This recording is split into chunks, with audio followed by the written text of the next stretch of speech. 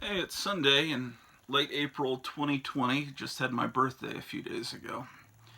Um, I noticed that Silver Age Dave's birthday is a day before mine. Um, but anyway, I'm trapped inside um, with this crisis going on, and so my wife ordered some presents for me, and they've come in, and one of these um, is something I've wanted for years, and I'll show it to you. It's kind of a grail for me.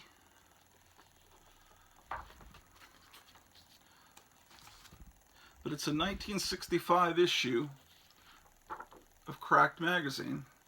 But the cover is a wonderful. Boy, that light's too bright. It's just a wonderful John Severin drawing of the monsters and all the classic monsters. And what I want to do is make a poster of this.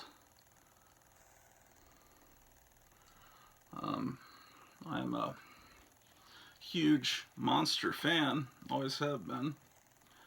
And this is a great issue. It's a great ad.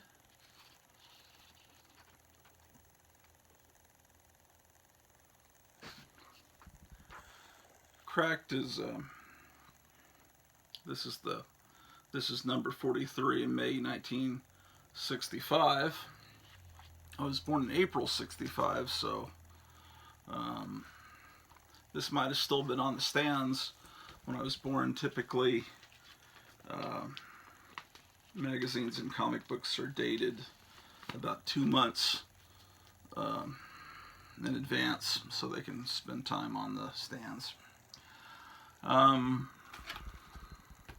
Well, that's one of them. Also, I've been trying to, well, you got to understand a little bit about me and my history. I was born in 65, and I had two older brothers that were 10 and 11 years older than me. So they were around during the Silver Age of comics, and both of them were pretty much out of the house and off to college by the time I was in, fourth grade. So mainly, I started collecting comics and magazines around 69, 70 when I was 4 or 5. So right at the dawn of the Bronze Age. And so, but I've always been fascinated by the Silver Age. And what I've been doing lately and here is trying to get my comic collection cleaned up. I've got boxes that I've had since the 80s. The boxes are turning colors, and I just want it to look nicer. And I've also I want to separate all the Silver Age comics into separate boxes alphabetically that have the Bronze Age and up in other boxes. And I don't know why, just something I wanted to do. But when I was a little kid, I became fascinated with, just the Harvey comics, Casper, Hot Stuff. And I would see on the newsstands things like Famous Monsters and Castle of Frankenstein. And I would see Mad Magazine and Cracked. And these magazines fascinated me. But typically what I would have to do, there was a huge newsstand on the base. We lived in Heidelberg, Germany, at that time. My dad was in the army, and there was a newsstand with the huge wall of comics and magazines. And I would, as a little 4 or 5-year-old, I would see something I wanted. I'd show it to my mom. Is this okay? And she'd flip through it and approve it. And sometimes she says no. She was looking to see if it was appropriate for me. Sometimes she'd let me buy Mad. Sometimes she would be She'd see something in it she didn't like. And as far as Monster magazine, she was really particular. If she saw any eye injury, it would flip her out.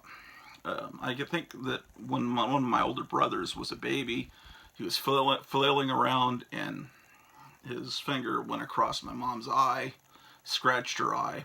So she was real sensitive to eye injuries. So if there was ever a monster like the Amazing Colossal Man that had an empty eye socket, or if there was wounds to any eye, someone with bleeding, blood coming from their eye or something, she would flip out and says, "No, you can't have that."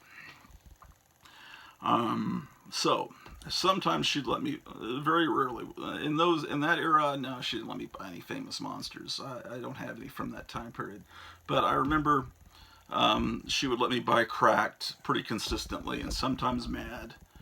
And then we moved to Virginia, to Hampton, Virginia, and by then I was pretty much into monsters, and Marvel was starting to put out a lot of monster comics, and they were starting like Tomb of Dracula and Monster of Frankenstein and Werewolf by Night, and then they also had their black and white magazine line that they were putting out. And there was an explosion of monster stuff right around that time, 73, because the Comics Code Authority that came in the mid-50s banned monsters in comics.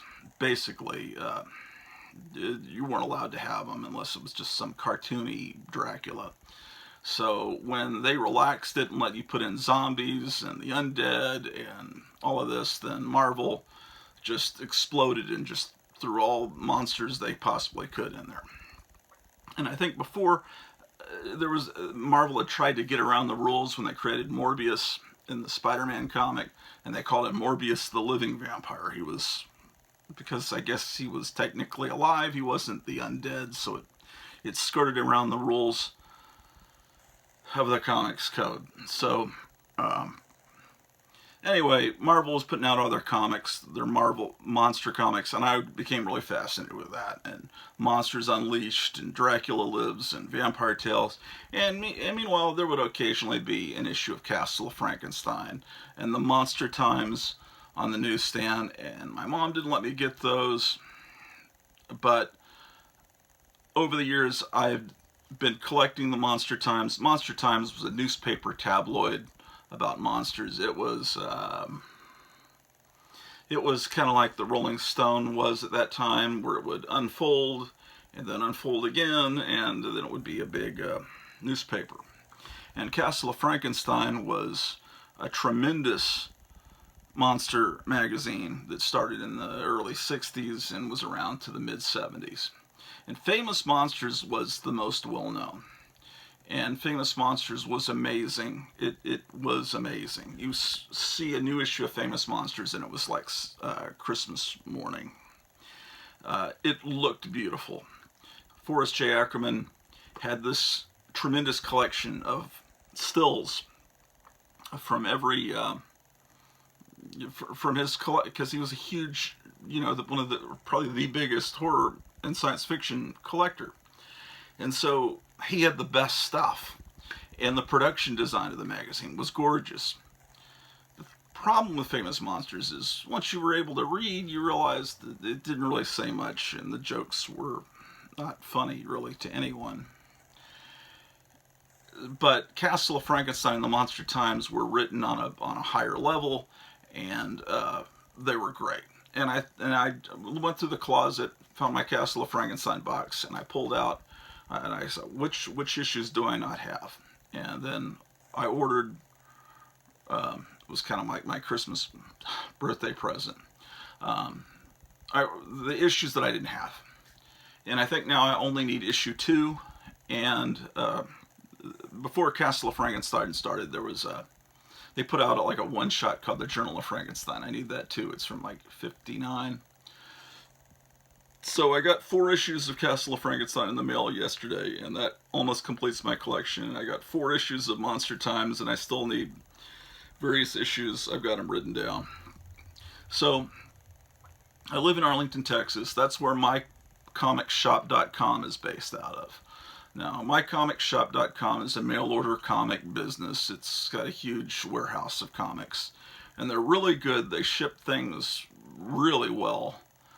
It was the local comic shop here in town. It was called Lone Star Comics. It opened in the summer of '77. Although Buddy Saunders, who opened it, had been dealing in comics since he was in, I think, grade school or junior high, out of that same area of Arlington. And he was one of the original community of comic collectors in this area in the 60s.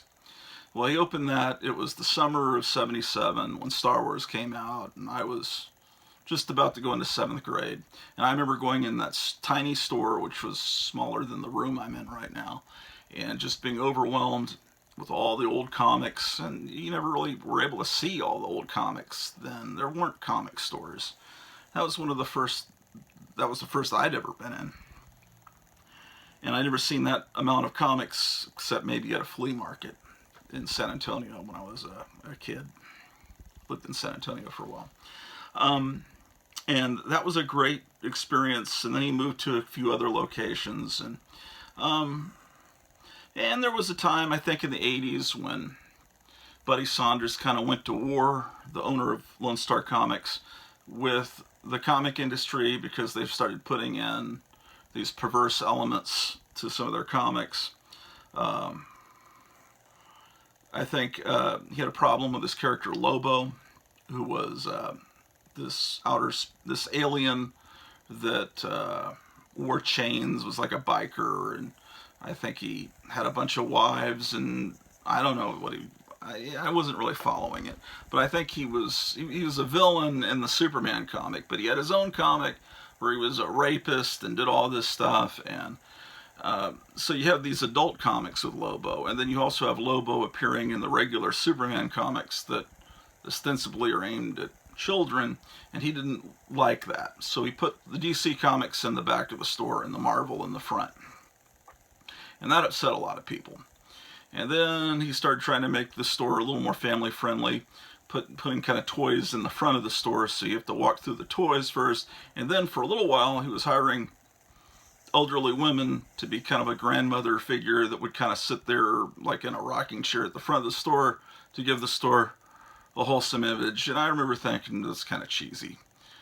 I never saw the old women. I heard about it, but now, in retrospect, I realized what he was doing, and he was fighting against something that's become really bad in the industry now, which is all this.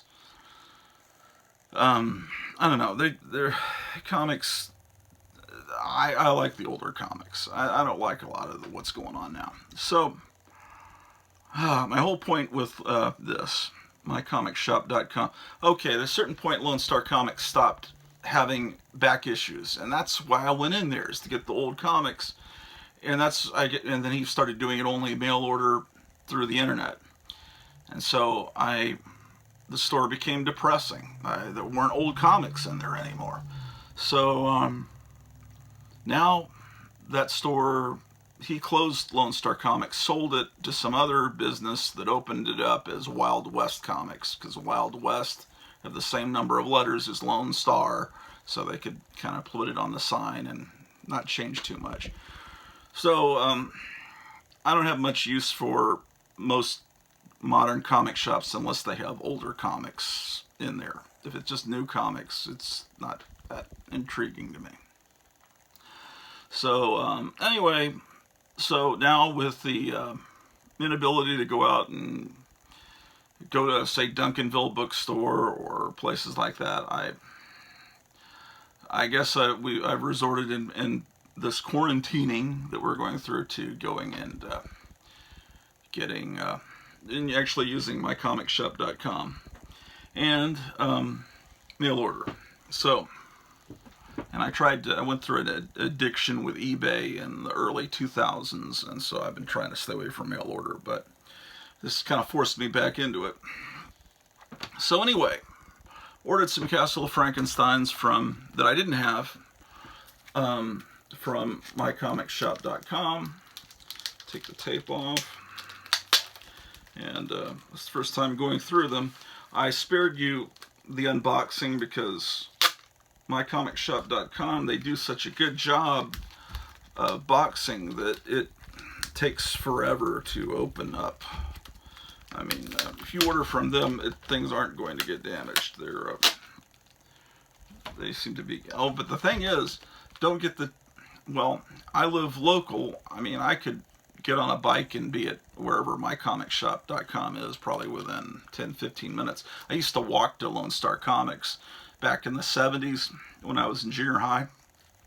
It's probably, I don't know, it's many miles away, but I would walk there, and Lone Star Comics, when it first opened, was not in the best area. I didn't know that, but that's the area where Amber Hagerman was kidnapped, and that happened years later.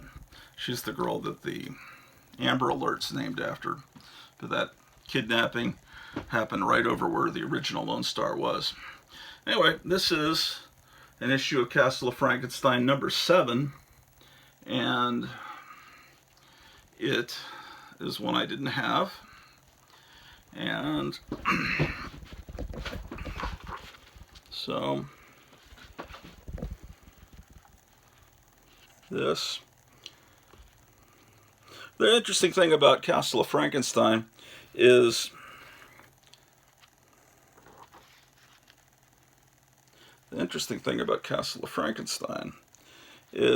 Calvin Beck, who here is called Charles F. Kane. Anyway, the editor and publisher of this magazine. And see, the text is very small and information packed.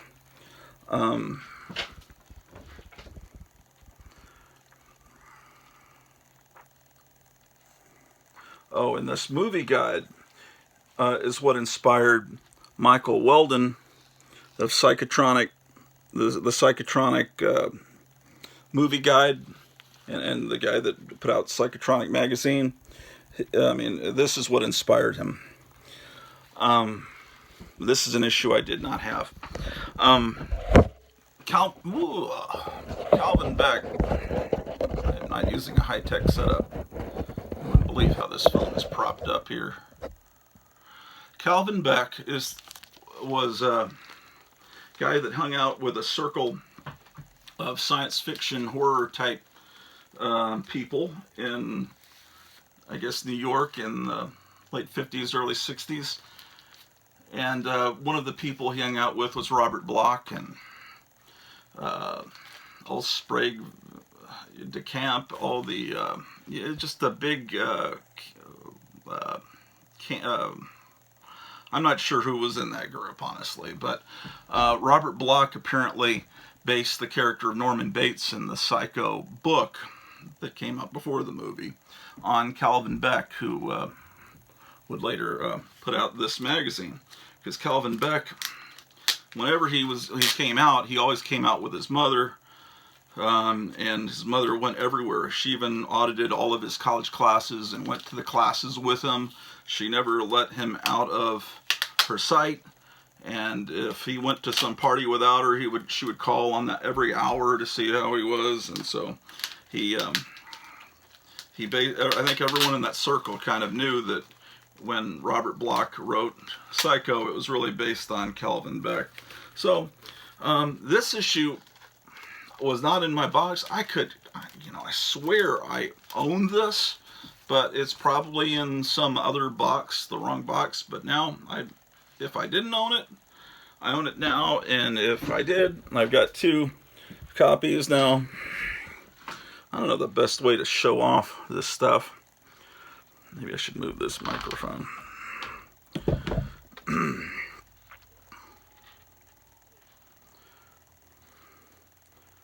Okay. Interview with Stan Lee.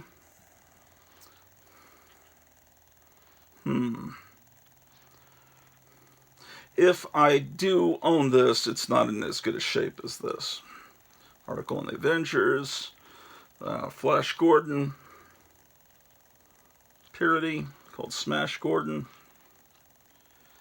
Yeah, what a beautiful magazine. Beautiful. And then this comic strip. I remember this comic strip. Where was it? Oh, Ultraman. Maybe I don't own this because I would have remembered Ultraman being in Castle. Sometimes you see the front cover of a magazine so often and the back issue ads, you think you own it because you've seen the cover so much. And come on, yeah, this is see that there's just nothing like this now. And oh, here we go. This comic strip here, I believe, later appeared in the Monster Times. You know, I've really been enjoying the last several years the community of comic book fans, older fans that are kind of my age, maybe a little younger, maybe a little older, on YouTube. I mean, there's, I think the first one I discovered was Captain Strangelove, out of, I believe, Chicago, and he was fascinating, and I spent hours and hours watching him while my wife had to go out of town for a couple of months to help her family after they were flooded out of their home in the Houston flood after the hurricane a couple of years ago, and they had to be rescued in a canoe. And so she went down to help, and during that time, I just really watched a lot of people. There's Silver Age Dave, and there's just so many in there. I've been watching King of Comicdom. There's Silver Age, or was it Bronze Age Babe? There's so many. I need to write this stuff down. I'm a little intimidated by the camera. This issue I didn't have either, which is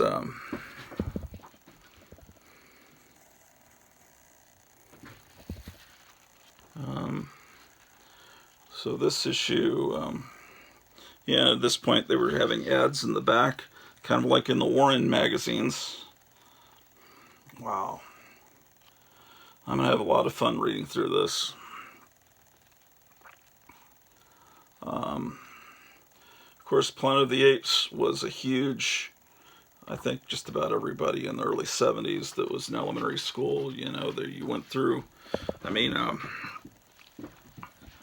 third grade when they started airing the Planet of the Apes movies on television, and then Wacky Packages came out, and then I was discovering Marvel Comics, and I was just reading the horror comics, right? The Marvel horror. And then one day I was with my mom at a convenience store, and we bought the Marvel Treasury Edition, this #2 of the Fantastic Four. I read that, and it blew my mind. It had the Galactus trilogy, an edited version of it, and all of this stuff, the Impossible Man, and I loved it. And then at that point, I had a few spotty issues of Marvel superheroes in my collection. I went back and read those. I had one Spider-Man. I read that. It was great. I just never read it. I think what happened is sometimes when I was homesick, my mom would go out and out of pity for me buy a couple of comic books and bring them home to me. And she'd just pick random comics. And she picked out an issue of Spider-Man, which I wouldn't have bought normally because I just bought monster comics.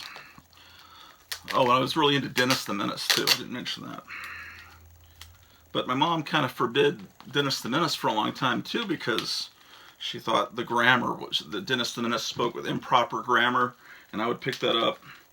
You know, my mom was an ex-teacher. And anyway, so, and then she didn't want me watching the Three Stooges because of the violence.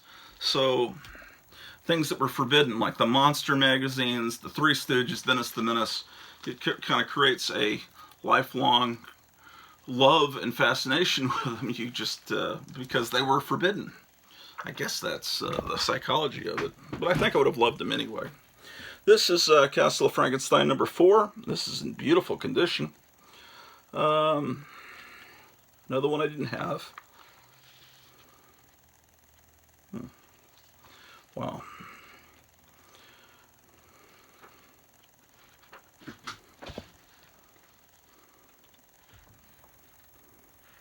I'll figure out the best way to film and do this photography in the best lighting. This is my first experiment, and I know I'm doing a terrible job. I've got to angle this. I'm using my cell phone. I probably should be using my laptop. I don't know how to do this. I'd be interested in seeing a lot of the comic book community that do these videos, if they would do a behind the scenes video that shows what their setup is, how they film.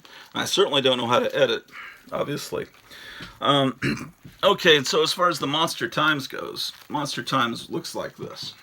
Now, they put it in some oversized bags, but Monster Times was another publication that changed my life.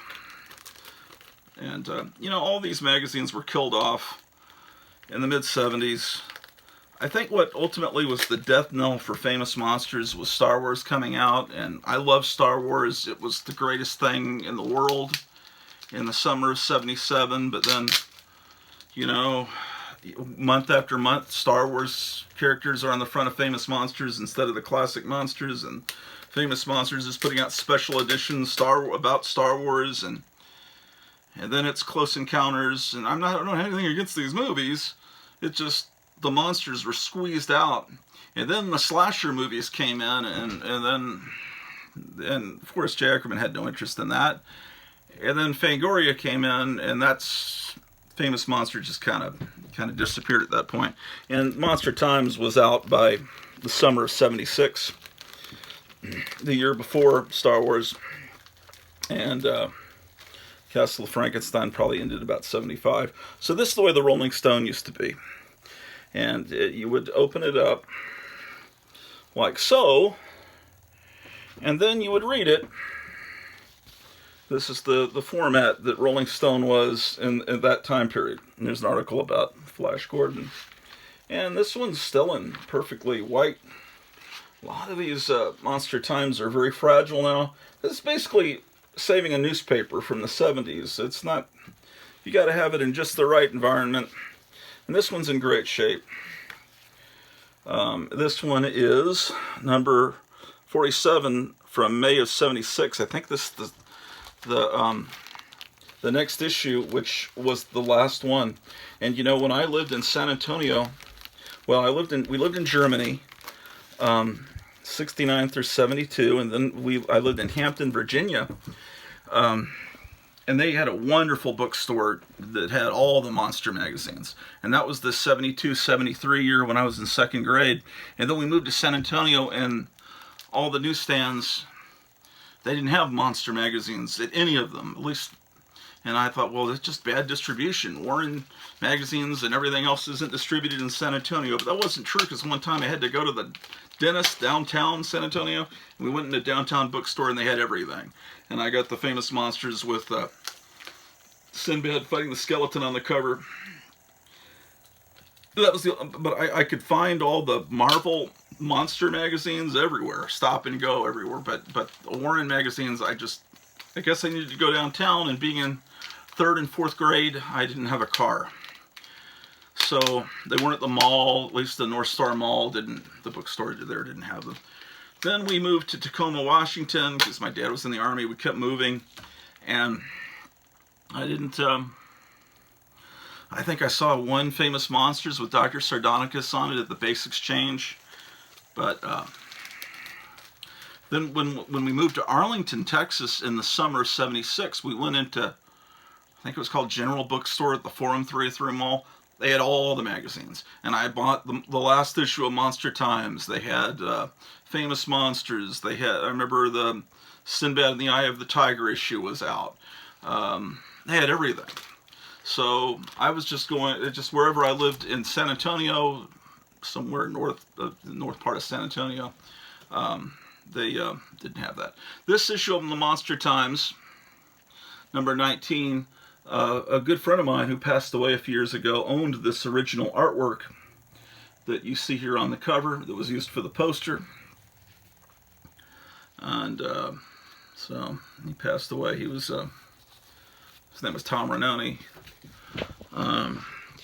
So this opens up to this, and then in the center there was always a huge poster, and sometimes that's missing from because kids would tack it up on their wall. So this one's in outstanding shape too. This one is pretty much like you just pulled it off the newsstand. Boy, this camera is rough on me. It shows that I need to lose some weight, and it certainly is showing that I have dark rings under my eyes, and I've had those for years, and I must have some vitamin deficiency or something. Here's another issue of Monster Times, number 6. Our first and last zombie issue, it says.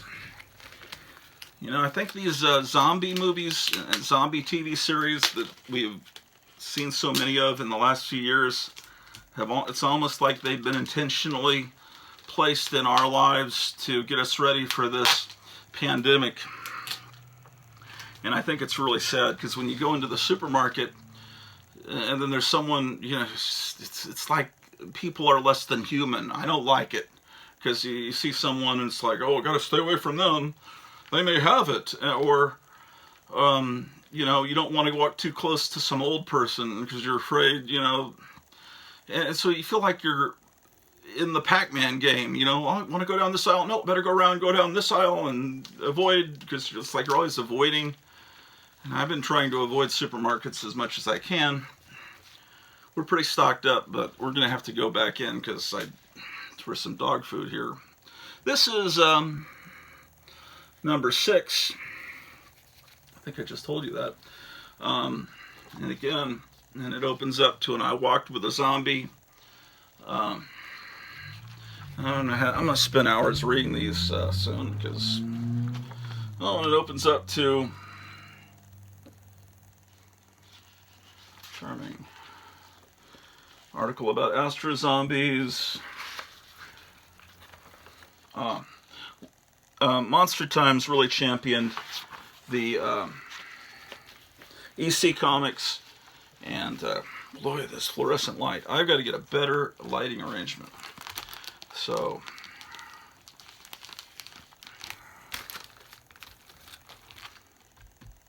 and last but not least, as far as this haul, is number 32 from April of '74, which would have been the April when I turned 9. I just turned 55. But yeah, my next project is to be getting a complete collection of the Monster Times, because I should have had it for years, but I don't know why. I collect too many things. I collect comics is one thing, but I collect records, I collect movies, I collect so many different things. Monster toys. This is even has Bruce Lee. Okay, and it opens up to this. There's a wonderful smell to this old paper. Wonderful. There's all the back issues of the Monster Times there on the left. Be careful.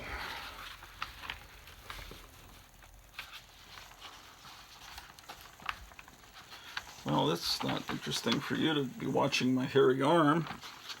I probably should put these down flat and then pick up the phone and actually show you what I've got. That's probably the better way to do this. This lighting's making it hot in here. Oh, I also got this picture. It was on eBay of my grandfather. It's kind of weird to go on eBay and be able to find a photograph of your grandfather. But my grandfather was recruited out of high school to play, well, he played for the Chicago Cubs. I think that was the late 1920s. The New York Yankees, the Phillies, and I don't know if the Saints might be some minor league team later in his life. I don't know that much about it, but he was a professional. He was a pitcher. His name was Philip Lefty, went by Lefty Weinert. So you can look him up and see his stats. He was famous for his temper. He punched Casey Stengel out when he charged the mound. When Casey Stengel charged the mound, he just punched him right out. And then the policemen were asking my grandfather if they should take him under the stands and finish the job for him. So apparently they didn't like him either. I think Casey Stengel had said something about my grandfather's mom. This is another thing I got for my birthday, and it was just it was like $2 on eBay, so I had to get it. And it's a free comic from Tasty Freeze from the early 50s, and it's just an Archie imitation, but the artwork is just wonderful. 1957. And I love the Tasty Freeze little guys. Just wonderful. So Tasty Freeze would give away free comic books. It's kind of like Big Boy used to do that too. And the artwork inside is great. This comic's in good condition. Kind of brown at the top there on the cover, but wow. Don't you wish the world was like this? I do. So yeah, I don't know about this pandemic. Somehow things seem a little odd about it. Oh, shit. God damn it. Oh, excuse me, you didn't hear that. It was so brittle at the top, I just did that damage to it. Okay, you didn't hear me curse. Hopefully the algorithm doesn't determine that I'm a menace. I also got this issue of Eerie that I didn't have from the same person that had that Tasty Freeze comic. And of course Eerie was a Warren publication, and Creepy and Eerie were the attempt 10 years after EC Comics went off the newsstands to try to kind of bring back that feeling of horror comics, and they hired some of the original artists from EC, and was never as well written as EC, but it was tremendous, and violent, and this is and the thing about Warren in the back were, you would spend hours poring over the ads, dreaming about all the cool things that you could get. Yeah. Eerie. Number 14. I guess I should tell you when this is from. April 68.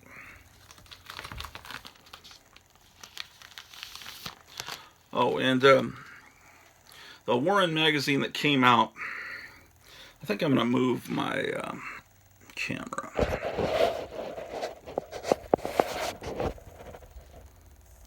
Okay. What do I need to do? How does this stupid thing... I guess I can't... Can I change? I don't think I can change the orientation once I'm recording. I was going to flip it around. But I also got a huge stack. Maybe I can just show you. So, I got this huge stack of the Spirit, the Warren, and it has multiple copies. It was like $19, and it has every issue but number 1. I already have number 1. I already have several of them. I mean, most of them, but it was a complete collection, and I got a whole bunch of Warren Spirits, and I love the Warren Spirit. I love the shading they did. Will Eisner didn't like it, but I just like the kind of the Richard Corbin kind of shading they gave to the original artwork and the old Spirit. And when Kitchen Sink took it over, when Warren stopped publishing it, I kind of missed the shading they gave it.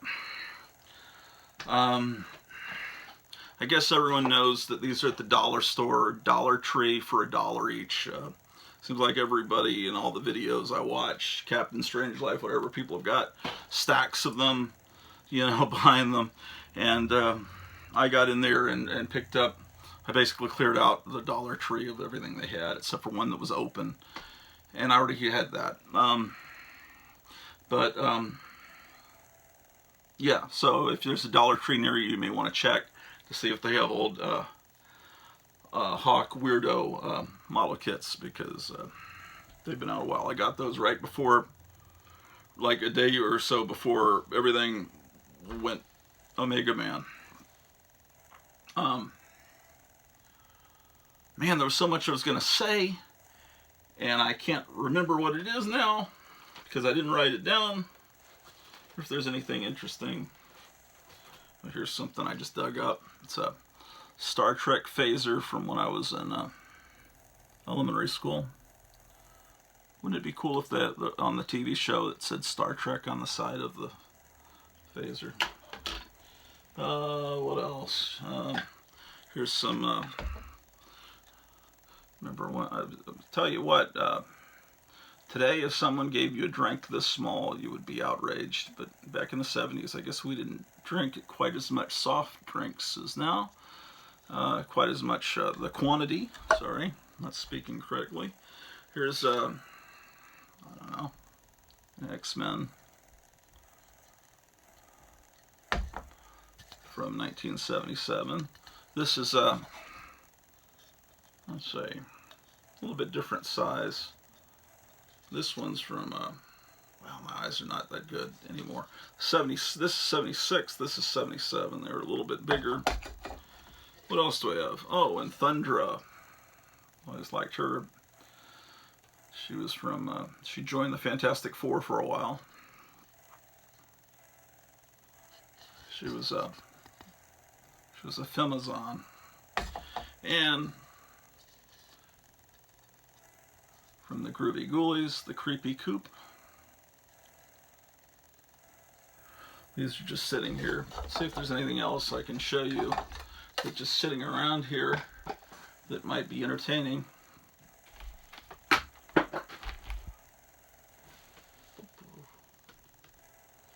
I don't know, but I'm going to be cleaning up in here and making things nicer. I'm running out of bags and boards, so that kind of hampers me in my project. But for right now, let me experiment and see if this video looks good on YouTube. And I'm already up to 42 minutes. And let's see, there's a couple things here.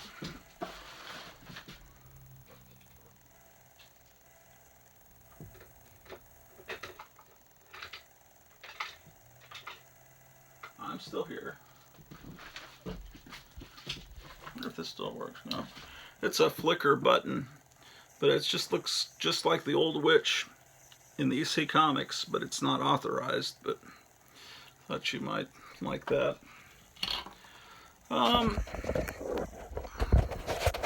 So I guess this is the setup I've got. Let me show you. I had all of these things stacked up here. Can you see? Let me see. Okay. All right. I have all of these things stacked up, and then I put the phone here to, and that's how I was filming myself. And then I had this prop microphone here to make it look like I was really talking into something. And then I have these old 1950s fluorescent lights that were shining on me, giving me a headache. Okay, these things, it's really dust in here. So that was the setup I used. I don't think this Batman light was doing much. So that's how I was lighting myself. And this is the mess that I'm trying to fix. So